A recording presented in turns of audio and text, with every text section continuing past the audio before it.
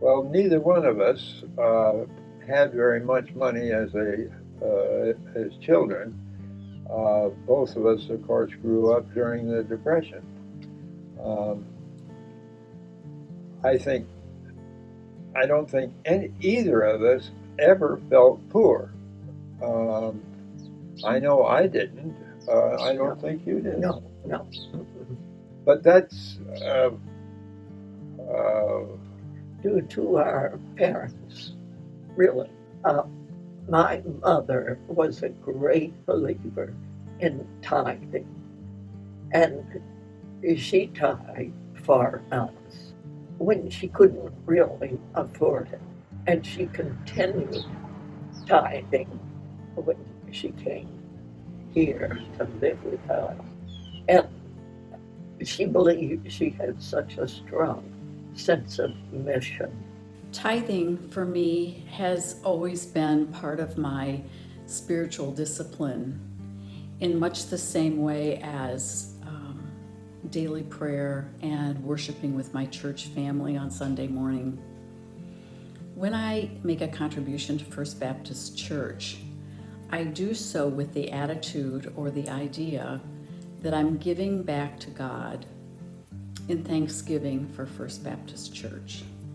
First of all, I give to the church because somewhere along the line, someone said that if you want to know what's important to someone, find out where they spend their money, which makes a lot of sense to me. The church is important to me because every week we had a chance to sit and ponder the mystery of the world and hear good news and be in community and be church. My hope about the world and things in general was strengthened. And that's why the church is important to me. So if it's important, you support it with money, because money makes things happen. It's not the most important thing in the world, but it does enable people to go out and do great things. And thinking about the relationship between trust and generosity, I reflected on the fact that I think I was taught that to trust is something we do on our own, and being generous is also something we do on our own. And as an adult, and in particularly at First Baptist, I've experienced trust and generosity more fully in community with others. And that when we bring our needs into the community, whether they be physical, spiritual, emotional needs, and we're trusting God with those needs in community with others, it's really beautiful to see the way in which the things we have to share and offer meet the needs of each other together in community.